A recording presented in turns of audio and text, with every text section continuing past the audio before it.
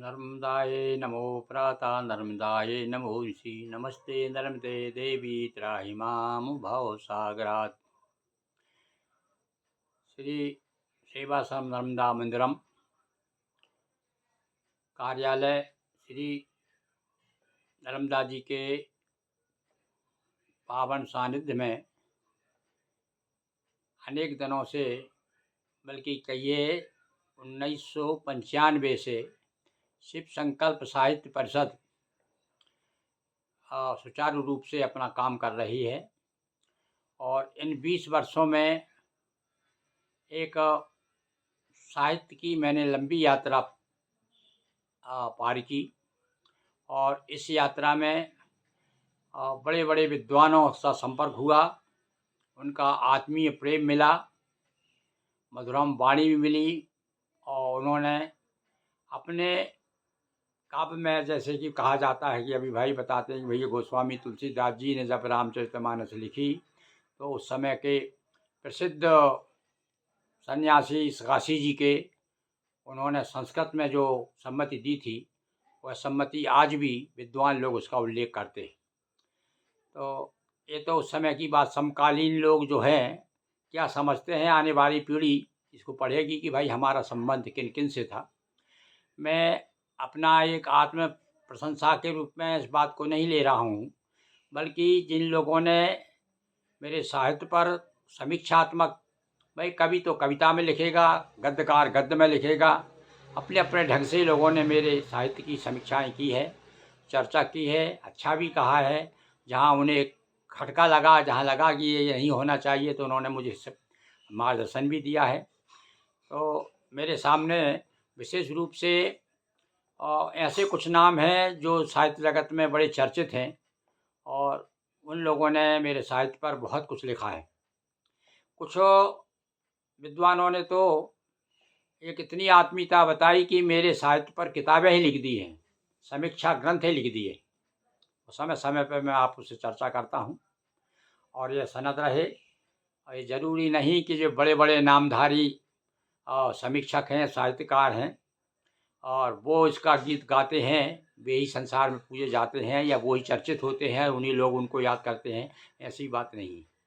यदि स्वामी रामतीर्थ कहा करते थे कि जो पत्थर दीवार में लग सकता है वो अधिक दिनों तक सड़क पर नहीं रह सकता।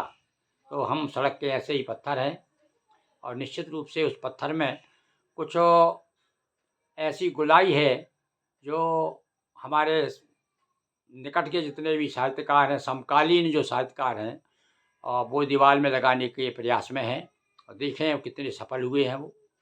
मैं आपके सामने एक रख रहा हूँ, देखिए एक छोटी सी पुस्तिका निकली है अभी, ये समीक्षा के अभिनव प्रसून। बहुत सारी किताबें मैंने निकाली अपनी समीक्षा की, जीवन भर लिखा है। तो जब बड़े बड़े विद्वानों का ध्यान इस ओर गया है, पर छुटपुट गया है, पर मैंने उसको एकत्रित करके आप तक बताने का मैंने प्रयास किया है। तो देखिए, सबसे अधिक मेरे साहित्य पर सबसे पहले लिखने वाले, कलम चलाने वाले हैं हमारे ही नर्मदा महाविद्यालय नर्मदापुरम के हिंदी विभाग के अध्यक्ष डॉक्टर कृष्ण गोपाल मिश्र, जो इस समय वर्तमान में सारे देश में समीक्षक के रूप में बड़े चर्चित हैं। सबसे पहले उन्होंने कलम चलाई मेरे साहित्य पे। उसके बाद में एक और विद्वान जो भारत सरकार से पद्मश्री से सम्मानित हैं, बहुत पुरस्कार जिन्हें प्राप्त हुए हैं, जो कॉलेज में प्रोफेसर थे पर उन्होंने अपना कॉलेज छोड़ करके और साहित्य सेवा का मार्ग चुना, और वो हैं अलीगढ़ के डॉक्टर पशुपतिनाथ उपाध्याय। उन्होंने तो साहब एक किताब ही लिख दी है मेरे बारे में। इतने इतने लेख लिखे हैं मेरे साहित्य पर, मेरी किताबों पर, कि मैंने एक अलग से ही एक पुस्तकाकार के रूप में उसका प्रकाशित कराया है। इसी प्रकार से एक और आजकल जो नवगीतों के रूप में, क्षणिकाओं के रूप में, जनक-छंद के रूप में सारे देश में जाने जाते हैं, वो हैं डॉक्टर राम स्नेही लाल शर्मा यायावर। और प्रारंभ काल में उनका बड़ा सहयोग मुझे मिला है, उन्होंने भी मेरे साहित्य पर खूब लिखा है। डॉक्टर राम सनेही लाल, और मेरी कुछ किताबों का तो संपादन का भार भी उन्होंने साहस स्वीकार किया। इसके बाद में आते हैं एक और बहुत बड़े साहित्यकार हैं हमारे देश के, नवगीतकार के रूप में, और हाइकू हाइकू जो जापानी छंद है, उसको लेकर के उन्होंने सारे देश में धूम मचा रखी है। और उन्होंने तो एक हाइकू कोश ही निकाल दिया है भाई, सारे देश के हज़ारों हाइकूकारों को जोड़ा है। और नवगीत में भी ये विशेष स्थान रखते हैं। और ये हमारे नगर का सौभाग्य है कि वो कुछ दिनों तक सेंट्रल स्कूल में या नर्मदापुरम में रहे। और वो हैं डॉक्टर जगदीश व्योम, जो आजकल नोएडा या दिल्ली अथवा बड़े बड़े पोस्ट पर हैं इस समय, और बहुत काम कर रहे हैं। और उनका सहयोग भी आ, ये आपके से मित्र गिरिमोहन गुरु को मिला है। उन्होंने भी मेरे साहित्य पे अपनी कलम चलाई है। इसके बाद में आते हैं डॉक्टर हरे राम पाठक। कौन नहीं जानता हरे राम पाठक को? उन्होंने तो भैया एक हिंदी साहित्य का इतिहास ही लिख दिया है। और उसमें होशंगाबाद को भी उन्होंने याद किया है, जिसमें मेरा भी उल्लेख है। हम लोग तो बहुत छोटे लोग हैं, पर उन्होंने जो बड़ा हमको आदर दिया है, तो उसकी चर्चा भी करना बहुत ज़रूरी है। इसके बाद में आते हैं आचार्य संजीव सलिल। वैसे इस समय उनका सहयोग हमें कम मिल रहा है। बाकी मुझे प्रकाश में लाने में जबलपुर के ये जो आचार्य संजीव सलिल हैं, वैसे तो वाकई नाम ही सलिल हैं, सलील तरह बहते हैं, वो बहते बहते दूर निकल गए भाई। अभी ज़रा हम लोग पकड़ नहीं पा रहे हैं उनको आजकल, कभी कभी तो संपर्क नहीं हो पाता उनसे। एक बार तो उन्होंने इच्छा भी जागृत की थी, भैया गुरुजी आपके पूरे साहित्य पर मैं एक पूरी पुस्तक लिखूँगा, पर इतने व्यस्त हैं वो कि उन्हें समय नहीं मिल पाया। तो वो बात आई गई हुई। एक बार उन्होंने फिर विचार किया कि एक हम आपको पत्रिका निकाल देते हैं आपके साहित्य के पर केंद्रित, वो भी नहीं निकाल पाए। पर मुझे विश्वास है कि भविष्य में उनका सहयोग अतीत की तरह हमसे वो दूर नहीं रहेंगे और सहयोग मिलेगा। वो हैं जबलपुर के बड़े प्रसिद्ध साहित्यकार आचार्य संजीव सलिल। सब जानते हैं, मैं समझता हूँ जो भी साहित्य से जुड़ा हुआ व्यक्ति है, वो एक तो क्या बहुआयामी व्यक्तित्व है भाई उनका। वो आपको जानना है उनके बारे में तो आप उनके बहुत से चैनल चल रहे हैं, और यूट्यूब पर भी बहुत काम कर रहे हैं वो। और मैं समझ रहा हूँ कि सारा जीवन उन्होंने तो समर्पित कर दिया है साहित्य के लिए। तो ऐसे हमारे बड़े आदरणीय, वो अनेक बार यहाँ होशंगाबाद भी एक दो बार आ चुके हैं, और आकर के हमारी संस्था को उन्होंने गौरवान्वित किया है, आदरणीय संजीव सलिल। एक और देखिए, कभी कभी कैसा सहयोग लगता है, कहाँ महाराष्ट्र, दूर महाराष्ट्र में एक बहुत बड़ा एक कॉलेज के एक बहुत बड़े प्रोफेसर हैं हिंदी विभाग के, मराठी होते हुए भी हिंदी साहित्य में विशेष रूप से रोज़ रोज़ नया नया हिंदी साहित्य का भंडार भर रहे। तो साहब उनसे पत्राचार हुआ, सहयोग ऐसे, आज तक उनसे मुलाकात नहीं हुई मेरी, पर उन्होंने मेरे पूरे साहित्य की, मैंने जब पूरी किताबें भेज दी तो पूरे साहित्य पर किताबें लिख दी हैं। पंडित गिरिमोहन गुरु के काव्य का समीक्षात्मक अध्ययन, एक किताब है जो प्रकाशित हुई है। तो देखिए ऐसे ऐसे लोगों ने मेरे साहित्य पर लिखा है। और वो हैं डॉक्टर विजय महादेव गाडे, ये सांगली के रहने वाले, सांगली महाराष्ट्र। निश्चित रूप से जो साहित्य से जुड़े हुए लोग हैं वो उनको जानते हैं। इसी प्रकार एक और बहुत ही वयोवृद्ध जड़िया नाम के एक साहित्यकार हैं, अबोध नाम से जो कविता लिखते हैं, बहुत वृद्ध हैं इस समय, हमारे बड़े आदरणीय हैं, श्री दयानंद जड़िया अबोध। ये उनका तो पाप, उनको देखिए मैं जब उनसे संपर्क नहीं पाता तो उन्हीं का एक दो महीने में फ़ोन आ जाता है। इस समय वो बहुत वृद्ध हैं, चलने फिरने में भी लाचार हैं, पर कलम आज भी चल रही है। कभी कभी कहते हैं हाँ गुरुजी सुनिए मैंने एक नया छंद लिखा है, और वो सुनाते हैं बड़े प्यार से। उन्होंने मेरे साहित्य पर भी खूब लिखा है। मैं अभी इसके बाद में आपको वहीं से शुरू करूँगा कि उन्होंने कविता में क्या लिखा है। दोहे लिखा है मेरे पूरे जीव व्यक्तित्व और व्यक्तित्व पर, लगभग 2-3 पृष्ठों में पूरी कथा लिख दी है मेरे साहित्य की। तो ऐसे आदरणीय हमारे आत्मीय हैं श्री दयानंद जड़िया अबोध, ये लखनऊ के रहने वाले। तो और आगे एक और हमारे ही धर्मदंचल के बड़े प्रसिद्ध साहित्यकार, जो इस समय तो मैं समझ रहा हूँ कि शिखर पर हैं, वो है हरे राम समीप। और उन्होंने नाम ही समीप रखा है, वो किसी से दूर नहीं है।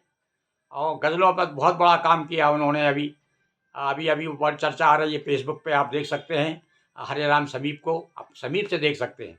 तो उनका भी प्यार हमको बहुत मिला है, हरे राम समीप का। इसके बाद आचार्य भगवत दुबे, हाँ, ये भी जबलपुर के बड़े माने हुए, अभी पद्मश्री सम्मान प्राप्त हुआ है। बहुत ही सहज व्यक्तित्व, उन्होंने भी हमारे यहाँ हमारी संस्था में आकर के हमें गौरवान्वित किया है। और ये है आचार्य भगवत दुबे। बहुत लिखा है मैंने। बुंदेली का तो ऐसा अलौकिक कवि है बुंदेली का कि भाई मैं तो बीच-बीच में समय पा मिलने पर उनकी किताबें पढ़ता रहता हूँ। उन्होंने भी मेरे साहित्य पर खूब लिखा है और मैं कभी इकट्ठा करके उनके साहित्य को जो है इकट्ठा करके किताब का रूप देने वाला हूँ। तो मेरे बड़े आदरणीय हैं और बड़े आत्मीयता के साथ में मिलते हैं। श्री आचार्य भगवत दुबे जबलपुर के हैं, संस्कार धानी के। इन्हें कौन नहीं जानता। मैं समझता हूँ कि साहित्य से जुड़े हुए जो निष्पक्ष रूप से जिनका कोई मतलब कहना चाहिए किसी भी विचारधारा में जो डूबे हुए नहीं हैं, वो ऐसे जो निष्पक्ष साहित्यकार हैं वो तो ऐसे साहित्यकारों को बहुत पसंद करते ही हैं। तो लीजिए अब आगे एक और नया व्यक्तित्व जुड़ा भाई मुझसे। अभी हो गया 4-5 साल से भी 10 लगभग ज़्यादा समय हो गया है। वो रहने वाले हमारे नर्मदापुरम ज़िले के ही हैं, पर आजकल बहुत बड़ा कहना चाहिए कि उनकी साहित्य में अच्छी पैठ है। 2-3 पुस्तकें प्रकाशित हो गई हैं और एक बहुत बड़ा काम कर रहे हैं अध्यात्म में डूबे हुए हैं और रामायण के बड़े मर्मज्ञ हैं, रामचरितमानस के। और वो हैं श्री देवेंद्र रावत। ये वर्तमान में भोपाल में एक तुलसी मानस भारती नाम की संस्था है। वहाँ तुलसी मानस भारती नाम की पत्रिका ही निकलती है, मासिक पत्रिका जो रामायण पर केंद्रित है। उनका भी इस संस्था को तो वरद हस्त है और तन मन धन से सहयोग करते हैं और वो संरक्षक कहता हूँ मैं उन्हें। हमारी शिव संकल्प साहित्य परिषद के बड़े सहयोगी हैं और उन्होंने मेरे साहित्य पर खूब लिखा है। तो वो भी हमारे बड़े आत्मीय स्वजन हैं। और एक और हैं अभी जुड़े हैं मुझसे और वो भी प्रतिभा देखिए कभी-कभी नर्मदापुर की प्रतिभा, नर्मदा जी का पानी जो है और कितना तेज़ है और कितना पानीदार है और उस जो पानी पीता है वो पानीदार हो जाता है। तो ऐसे भाई एक राजेश श्रीवास्तव जो रामायण केंद्र चला रहे हैं वहाँ से भोपाल से सारे देश में और बहुत बड़े-बड़े ग्रंथ लिखे उन्होंने। मैं तो उनकी उम्र को देखते हुए चकित हूँ देख कर के कि देखिए ऐसी-ऐसी प्रतिभा हैं जो आज सारे देश में बड़े आदर के साथ लोग उन्हें आमंत्रित करते हैं और सम्मान देते हैं। वो हैं भाई श्री राजेश श्रीवास्तव। और एक और भाई 2 लोग और देखिए अब आप, एक हमारे ही नगर के जो अभी दिवंगत हो गए हैं और उनके पुत्र का अभी भी बड़ा स्नेह है हमारे प्रति और बराबर सहयोग मिलता रहता है। वो हैं श्री नर्मदा प्रसाद मालवीय।